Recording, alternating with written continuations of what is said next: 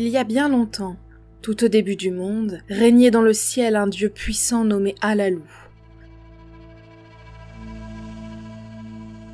Pendant 9 années entières, il demeura en paix sur son trône, pendant que son vizir Anou se tenait devant lui, prêt à accomplir la moindre de ses volontés.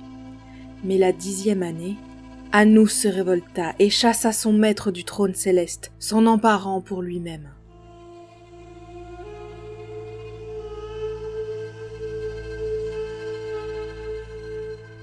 Pendant 9 années entières, Anou demeura en paix sur son trône, et son vizir Kumarbi se tenait devant lui, prêt à accomplir la moindre de ses volontés. Mais, la 10e année, Kumarbi se révolta et provoqua son maître au combat.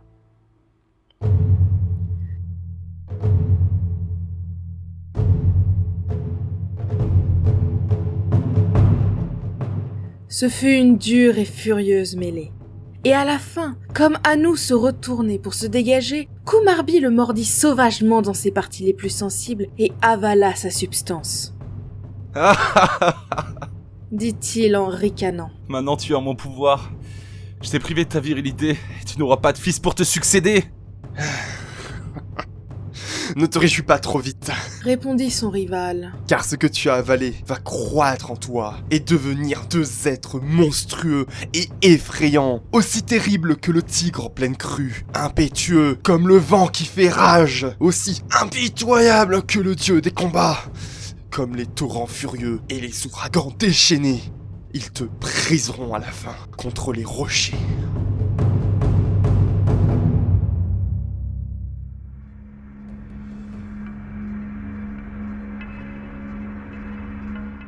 À ces mots, Kumarbi fut consterné et essaya aussitôt de rejeter ce qu'il avait avalé. Mais il n'en put cracher qu'une petite partie qui fut lancée hors de sa bouche et qui, le croiriez-vous, vint s'abattre sur le mont Kanzura, la demeure des dieux. Et lorsque les dieux s'aperçurent de ce qui était arrivé, ils furent très alarmés.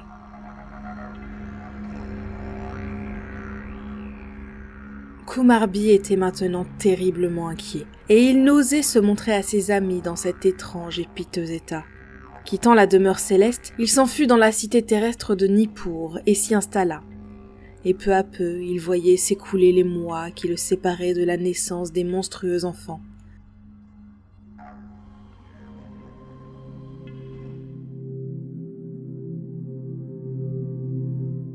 Au 7e mois, Anou, qui se cachait dans le ciel, appela soudain les monstres et leur enjoignit de sortir du corps de Kumarbi. « Sortez par sa bouche !» cria-t-il. Non, Non, Répondirent les monstres. cela nous est impossible. nous ne sommes pas de simples masses sans vie. Les dieux nous ont maintenant doués de vitalité et de force, d'esprit et de cœur. Si nous sortions de Kumarbi de cette manière, sans doute serions-nous estropiés et blessés. Eh bien, Cria Anou, sortez par ses oreilles. Cela non plus ne serait pas prudent. reprirent les monstres. Cela aussi pourrait nous être nuisible. Alors trouvez un moyen convenable de sortir. Cria le dieu exaspéré. Mais ce moyen, le corps entier de Kumarbi ne le comportait pas.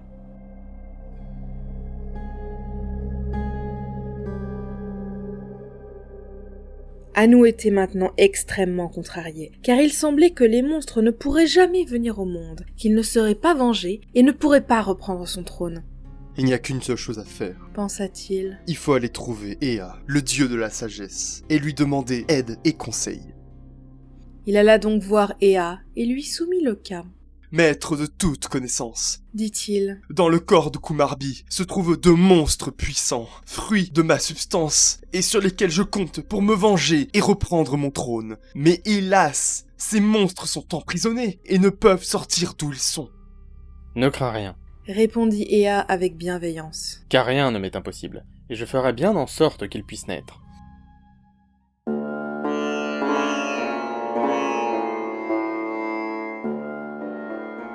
Il parla doucement aux monstres et leur enjoignit de nouveau de sortir de Kumarbi, soit par sa bouche, soit par ses oreilles. Mais les monstres ne firent que répéter ce qu'ils avaient dit à Anou. Eh bien, trouvez un moyen convenable de sortir! Cria le dieu. Et les monstres refusèrent encore une fois.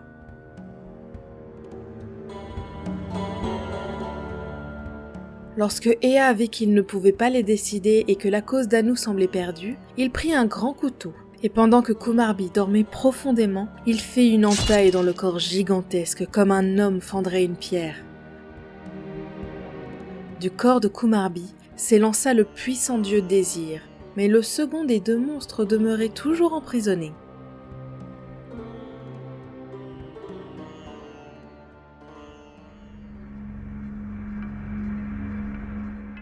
Un jour, Kumarbi était sorti pour se promener. Et qui voit-il donc venir vers lui?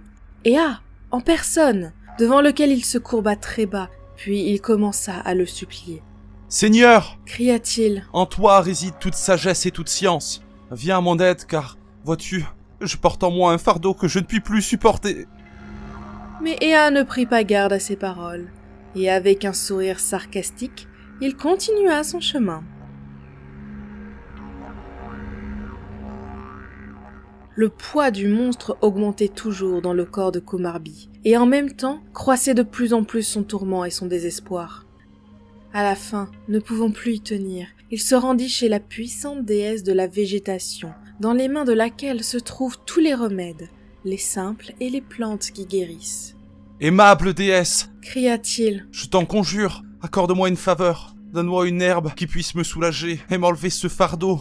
Et qu'il me soit possible de confondre celui qui a essayé de me confondre, qui m'a fait enfanter comme une femme et a gonflé mon ventre avec le vent d'Est. » Alors, la déesse alla chercher une herbe dans son jardin et la remit à Kumarbi. « Mange ceci, dit-elle, et tout ira bien. » Mais sur ses lèvres errait un énigmatique sourire. Et Kumarbi n'eut pas plutôt goûté à l'herbe que tout à coup sa bouche se tordit et que ses dents lui firent mal. Il sut alors que la déesse l'avait dupé et s'était moquée de lui. Se tordant et hurlant de douleur, il courut chez Ea et de nouveau réclama son secours. Mais Ea se contenta de sourire. « Tu vois bien toi-même, dit-il, qu'il n'y a qu'un seul moyen. Il faut qu'on te délivre comme une femme. Appelle une habile sage-femme et invite tous les grands et les nobles, tous les magiciens et les sorciers à venir chez toi pour être présents à cette naissance. »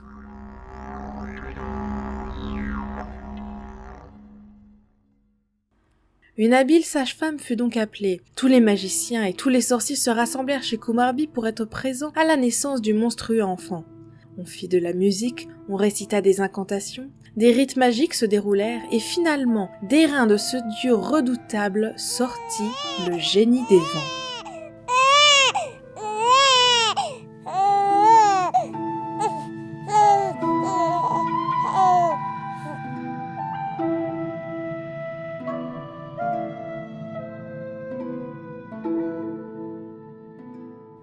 Pendant ce temps, Anu attendait patiemment dans le ciel.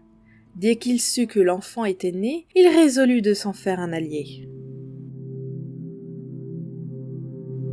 Un jour, l'enfant étant déjà grand, il se promenait à la fraîcheur du soir lorsqu'il rencontra soudain un vieil homme assis sur le bord de la route, murmurant et grommelant tout seul. Et de temps à autre, il lui échappait un nom qui ressemblait à Kumarbi.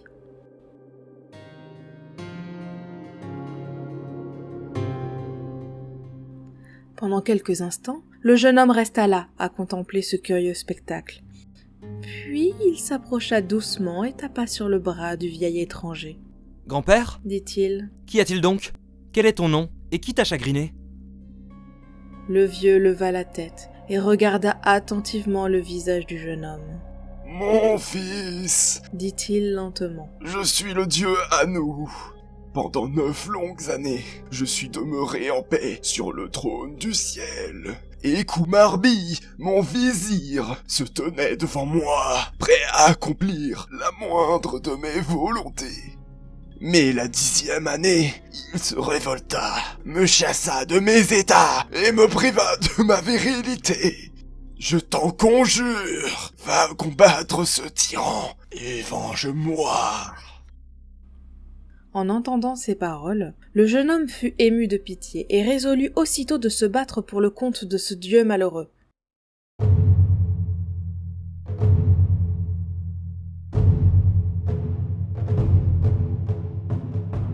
Il monta sur son char et, pressant le taureau divin qui le tirait, il se prépara à entrer dans la mêlée. Mais le taureau refusait de bouger. Pourquoi? Cria l'animal. Pourquoi donc te servir de ta force contre les dieux puissants? Car, vois, ils sont rassemblés pour défendre Kumarbi. Il y a le dieu soleil et le dieu de la guerre. Il y a aussi tous les nobles seigneurs du ciel. Comment peux-tu espérer les vaincre? Je me soucie de tous comme d'une guigne. Répliqua le jeune homme. Oui, de tous. Du dieu de la sagesse, du dieu soleil et du dieu de la guerre. Maudits soient ceux qui veulent me maudire.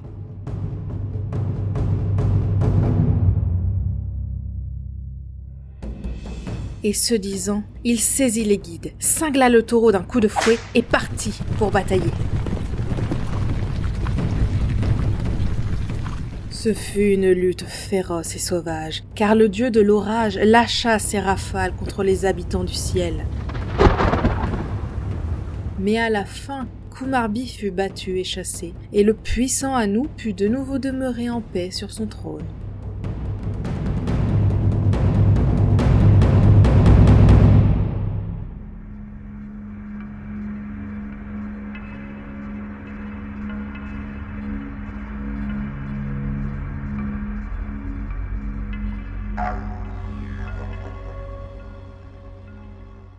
Kumarbi resta longtemps à penser ses blessures et à ruminer sa vengeance. À la fin, il conçut un plan plein de ruses. Il fit appeler Impaluri, le vizir du dieu de la mer, et l'envoya en toute hâte à son maître. « Seigneur, dit le messager. viens tout de suite. Kumarbi a quelque chose à te dire. » À ces mots, le dieu de la mer fut très effrayé. Peut-être, Se dit-il, Kumarbi pense-t-il que je suis du côté de ses ennemis? Et a-t-il résolu de se venger de moi? Retourne, répondit-il. et fais bien comprendre à Kumarbi qu'il n'y a pas lieu pour lui de m'en vouloir, à moi ou à ceux de ma famille, ni de nous terroriser par ses menaces. Nous restons ses serviteurs fidèles. Nous lui avons préparé un banquet et les musiciens se trouvent prêts. Qu'ils viennent donc nous rejoindre.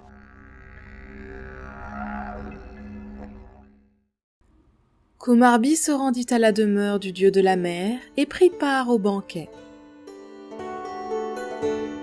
Bientôt, lorsque le vin coula à flot et que chacun fut d'humeur attendrie, il s'enhardit à présenter sa requête. Seigneur de la mer, Dit-il, je suis dans une pénible conjoncture et j'ai besoin de ton aide. Le génie du vent m'a chassé de mon trône et y a fait remonter à nous, mon rival détesté.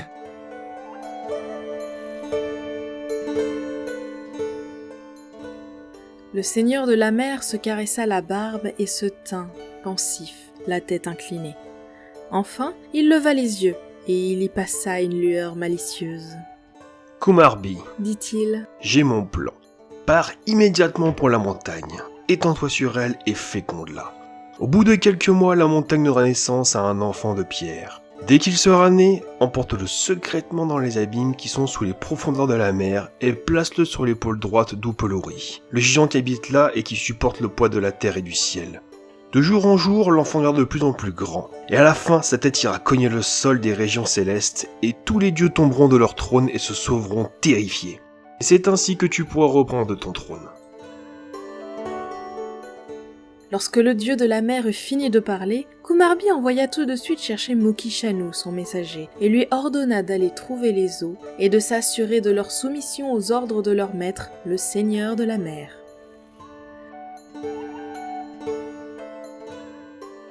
Le lendemain matin, dès que le soleil fut levé, il se mit en route, arriva à la montagne, s'étendit sur elle et la féconda.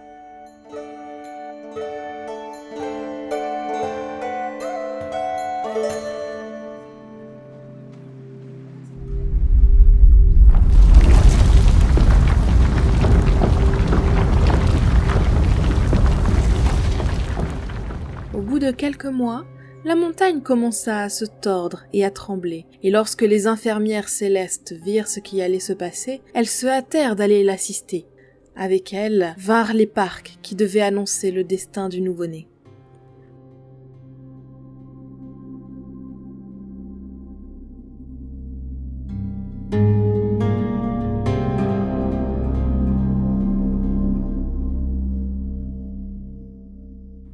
L'enfantement de la montagne fut long et laborieux.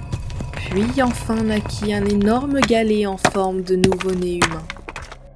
Aussitôt, les déesses s'avancèrent pour le recevoir, le portèrent tendrement à Kumarbi et le placèrent sur ses genoux.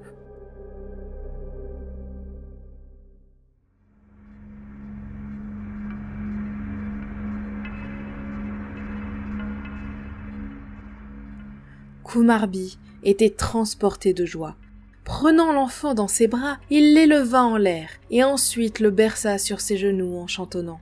Bébé, bébé, devient tel que tes épaules touchent le ciel, cogne les nuages et patatras, Dieu invité sont en bas, battant de l'aile comme l'oiseau fait, fuyant son nid qu'on secouait. Pendant qu'il chantait, l'enfant étendit son bras vers un vase placé sur une table voisine et d'un coup brusque, il l'envoya par terre où le vase fut cassé en miettes. Kumarbi fut imperturbable, mais il se dit « C'est un présage !» et il continua sa chanson. Ensuite à Kumi tu t'en vas, frappe-la, rase-la, mets-la en bas, brise les dieux que tu y as trouvés, comme pour en miettes sur les pavés. Il cessa enfin, installa l'enfant commodément sur ses genoux et considéra attentivement l'impassible petit visage de pierre. « Petit, dit-il, il me faut te donner un nom. Tu t'appelleras Ulikumi. Et quand, à l'avenir, les hommes entendront ce nom, ils penseront à la cité de Kumi, demeure terrestre du dieu de l'orage. Et ils se rappelleront comment tu l'as détruite. » Puis Kumarbi envoya chercher Impaluri et le pria de faire venir les jeunes fées qui aident les enfants à venir au monde. « Ô jeune fille, dit-il, prenez cet enfant et portez-le dans les abîmes qui sont sous les profondeurs de la mer, et placez-le sur l'épaule droite d'Upeluri. Puisse sa taille se compter en aune, en perche et en mille, et puisse-t-il s'élever comme un pilier géant jusqu'à ce qu'il atteigne le ciel !»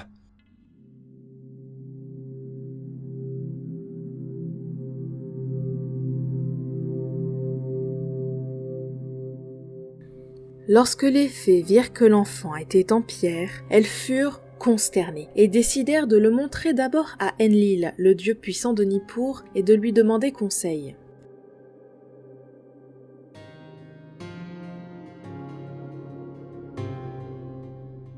Dès qu'Enlil l'eut aperçu, il recula, effrayé. Ce n'est pas là un enfant ordinaire, s'écria-t-il. Nulle déesse ne bénit sa naissance, aucune fée bienfaisante ne chante près de son berceau. Il ne s'agit pas d'un nouveau-né, mais d'un monstre. Un monstre qu'a formé Kumarbi, afin de l'opposer plus tard au génie des vents.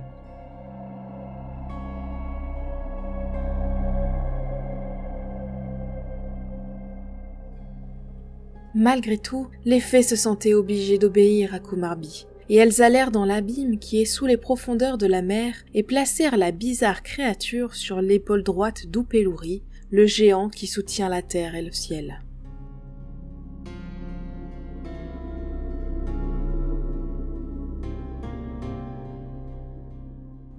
Or, cette créature grandit et grandit encore, s'élançant telle une flèche vers sa cible. En 15 jours, l'eau n'arrivait plus qu'à sa taille, et bientôt, seulement à ses genoux.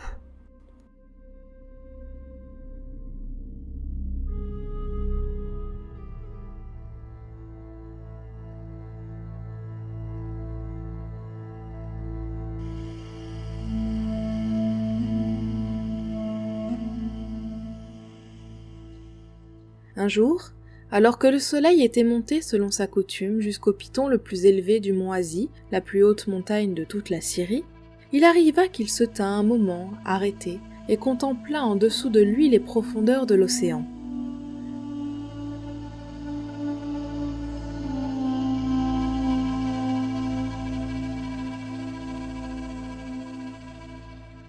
Soudain, s'offrit à sa vue un spectacle extraordinaire.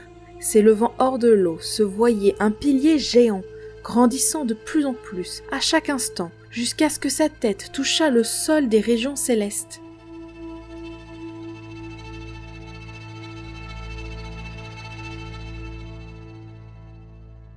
Précipitant sa course, le dieu soleil alla vite trouver le génie des vents pour lui faire part de ce qu'il avait vu. En arrivant, Le soleil était las et épuisé par sa longue course, et le génie des vents ordonna à son ministre Tasmissou de le réconforter avec des mets et des breuvages choisis. Mais le dieu soleil était trop agité pour y goûter, et c'est avec des phrases haletantes et hachées qu'il fit le récit de ce qu'il avait vu d'étrange.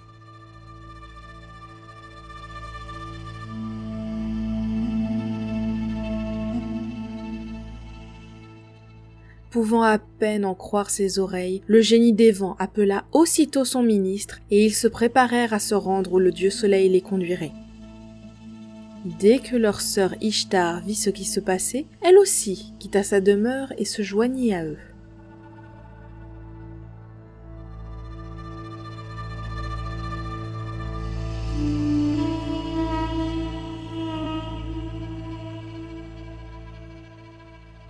La route était longue et fatigante, et quand enfin ils atteignirent le piton le plus élevé de la montagne et contemplèrent l'océan en dessous d'eux, ils virent, s'élevant hors des eaux, le pilier géant qui grandissait de plus en plus à chaque instant et dont le sommet touchait presque le sol des régions célestes.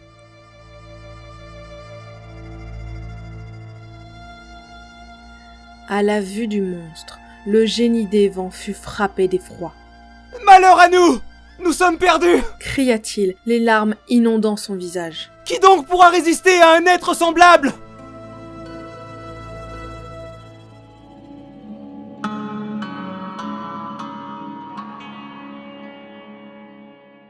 Mais Ishtar demeurait calme. « Ne crains donc rien, » répondit-elle avec douceur. « Ce monstre a plus de taille que de tête.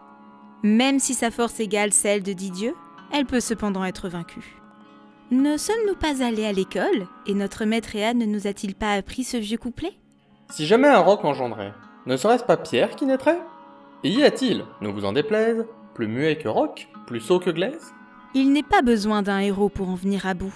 Bien que tu sois un homme, et moi une simple femme, c'est moi qui agirai. »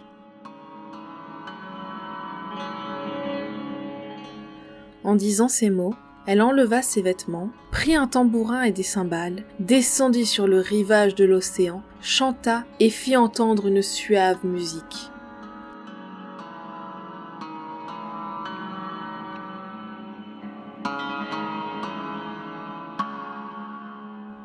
Au son de cette musique, la mer devint terriblement agitée, les flots montaient et s'enflaient. Tout à coup, s'éleva du fond de l'océan une gigantesque vague, et comme elle roulait et se brisait avec un fracas qui résonnait terriblement, Ishtar crut entendre dans le bruit des vagues écumantes les paroles d'un couplet moqueur qui se répétait à l'infini. Muette et la pierre, sourde autant, ne peut pas écouter ton chant. Sourde muette, aveugle aussi bien, et de la beauté, elle ne voit rien.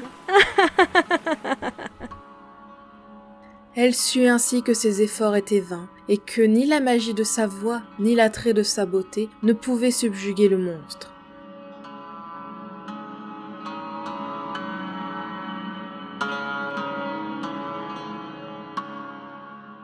Découragée, elle rejoignit ses frères sur le piton de la montagne, et, le cœur gros, ils reprirent tous trois le chemin des régions célestes.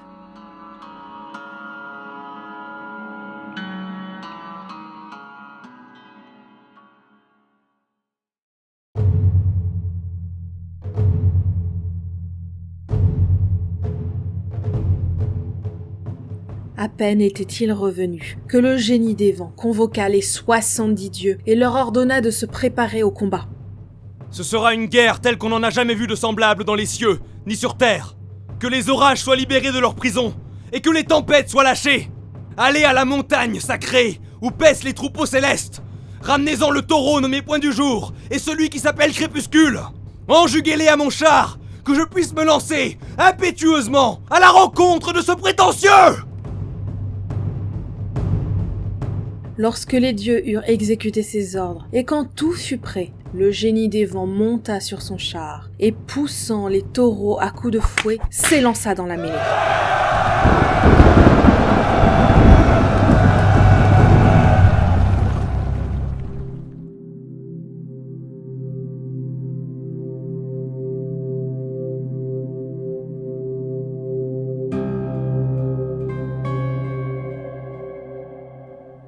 Pendant ce temps, Son épouse, Ebat, se tenait assise avec ses suivantes dans le palais céleste, attendant le résultat du combat. Soudain, le sol ondula sous leurs pieds. On entendit une suite de coups bruyants comme si quelqu'un martelait le sol par-dessous.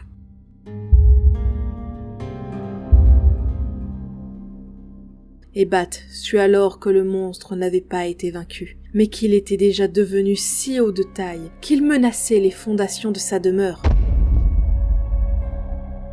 Fuyant terrorisée sur la plus haute tour, la déesse appela son ministre Takiti et le pria d'aller sur le lieu du combat et de rapporter des nouvelles du génie des vents. Mais au moment même où Takiti allait partir, la forme gigantesque du monstre se fit voir en travers du chemin, lui barrant le passage et lui bouchant la vue.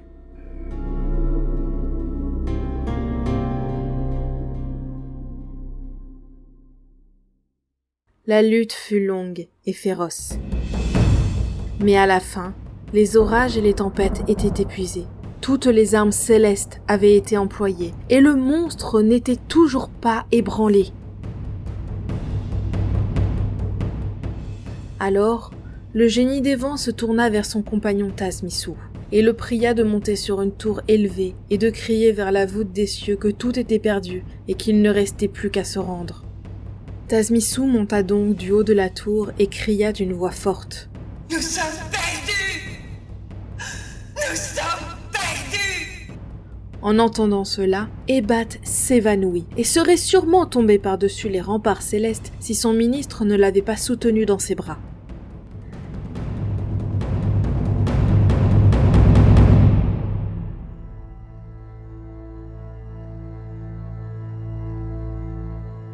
C'est avant l'aurore qu'il fait le plus sombre. Or, en cet instant où leur destin semblait inévitable et imminent, Tazmisu se tourna soudain vers le génie des vents qui se tenait près de lui. « Frère, dit-il doucement, avant de nous avouer vaincus, allons à la cité d'Abzua et prenons le conseil d'Ea, le dieu de la sagesse et de la ruse. Peut-être qu'en consultant ses livres anciens, il trouvera un moyen de nous sauver. »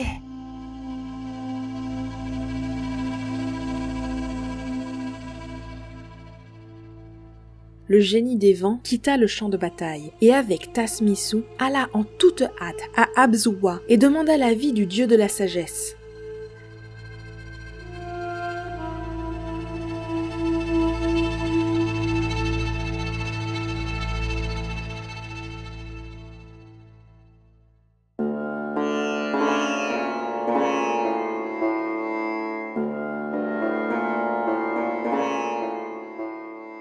Ea est toujours bon et charitable, et dès qu'il eut entendu les deux suppliants, il partit pour Nippur, la demeure d'Enlil, et réclama son aide. Enlil, dit-il, le saluant très bas. Écoute, Kumarbi a créé un monstre pour menacer le génie des vents, et pour reprendre de force la souveraineté des cieux. Ce monstre, il l'a placé au fond des eaux, et d'instant en instant, il devient de plus en plus grand. En ce moment même, il atteint les fondations du ciel et les ébranle. Viens à notre aide, cela vaudrait mieux. Qui sait en effet si Kumarbi ne fera pas vis-à-vis de toi dans la suite ce qu'il fait maintenant contre nous? Qui sait s'il ne te dépossédera pas de ta demeure de Nippur? Enlil se rappela alors l'étrange créature que les fées avaient placée naguère sur ses genoux, et il pensa que ce devait être là le monstre en question, et il lui répugnait d'engager le combat. « Non » cria-t-il. « Nul ne peut résister à un tel monstre !» Alors Ea descendit en personne dans les profondeurs de la mer, à l'endroit où le géant Upeluri soutient la terre et le ciel. Upeluri, lui dit-il, ne sais-tu pas? Personne ne t'a-t-il dit que Kumarbi a formé une rébellion contre le roi des dieux? N'as-tu pas entendu dire qu'il a placé dans la mer un monstre de pierre qui d'instant en instant devient de plus en plus grand, à tel point qu'en ce moment même il ébranle le palais de la reine Ebat et la force à en partir? Es-tu donc si loin de tout, si isolé que tu ne saches rien de ce qui se passe dans le reste du monde? Mais le géant se contenta de secouer la tête. « Inutile de me parler à moi, répondit-il. Je te permets de me cataloguer comme imbécile. Crois-le si tu peux. Même quand on a empilé sur moi la terre et le ciel, je ne m'en suis pas aperçu. Et quand plus tard ils ont pris le couteau magique et séparé la terre du ciel, j'en ai eu aucun soupçon de ce qui se passait. Tout ce que je sais pour l'instant, c'est que mon épaule droite me fait mal, et quant à ce monstre dont tu me parles, j'en ai même jamais entendu parler. » Vieil imbécile, pensa Ea. et lui saisissant l'épaule droite avec rudesse, il le força à se tourner et lui fit voir le monstre qui était placé sur cette épaule comme un pilier géant sur sa base. Mais l'esprit d'Ea est vif, toujours en éveil, et prompt à saisir la moindre idée. Couteau magique, couteau magique, couteau magique, couteau magique. Se murmurait-il à lui-même, et il se répétait encore. Couteau magique, couteau magique, couteau magique, couteau magique. Puis, aussi vite que ses jambes pouvaient le porter, il se précipita dans les cours célestes et réunit tous les anciens dieux. Ceux-là même qui avaient été présents lorsque le ciel fut séparé de la terre. Vénérable Seigneur, s'écria-t-il. J'ai trouvé un moyen de nous délivrer. Allez vite, tenez-vous devant le trésor céleste et récitez les anciennes formules magiques qui en font ouvrir la porte. Il n'y a en effet que vous qui connaissiez ces formules. En moins de temps qu'il n'en faut pour le dire, Ea était entré dans la chambre secrète, et peu d'instants après, il revenait portant le couteau magique qui, au commencement des temps, avait séparé le ciel de la terre.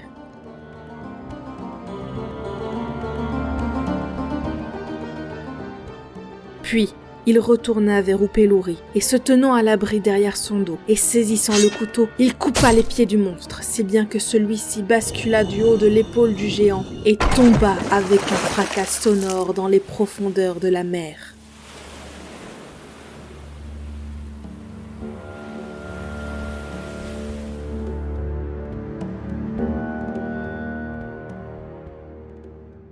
Et le génie des vents et tous ses compagnons vinrent se rassembler tout autour et mirent en pièces les restes du monstre comme on casse un vase de poterie.